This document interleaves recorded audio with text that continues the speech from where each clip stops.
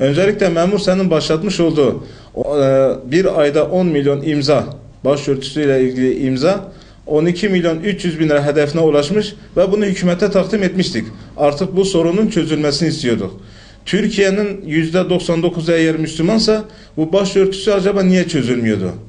En son yaşanan Merve Kabakçı skandalıyla ortaokullarda, ilköğretimde, liselerde, üniversitelerde yaşanan başörtüsü skandalı, bunları hep ülkeyi germek için kullanılan derin devletin oyuncağı haline gelmişti. Ama elhamdülillah memur senin başlattığı 10 milyon imza kampanyasının sayesinde buna destek veren başta derneklerimiz, STK'larımız olmak üzere hepsine sonsuz teşekkür ediyoruz ve bu amacına ulaşmıştır bir nevi.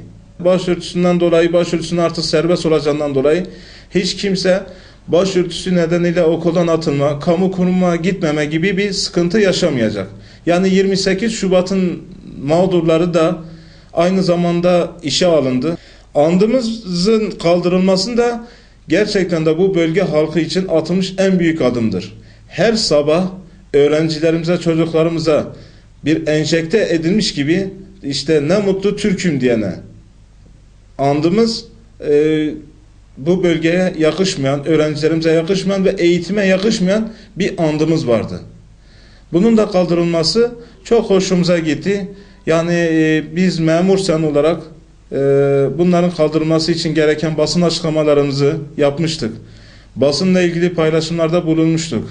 Her zaman bu iki konu hakkında gerçekten sıkıntılarımızı bildirmiştik ve elhamdülillah Allah'a şükürler olsun ki bu iki sorunun da kaldırılması bizi rahatlattı. En azından bundan sonra öğrencilerimiz okullara rahatça, başörtülü girebiliyorlar. Artık kılık kıyafet denen bir yönetmenin kaldırılması hoşumuza gitti. Yani devletin belirlediği yok etek boyu, yok bıyık, sakal, yok faol, yok kravat, yok gibi şeylerden en azından çok şükür bunlardan kurtulmuş bulunmaktayız. Daha sonraki paketler de açıklanacak. Ama öncelikle bu siyasi tutsakların, siyasi açıklamalarından dolayı siyasi tutsakların yani bırakılmasını talep ediyoruz.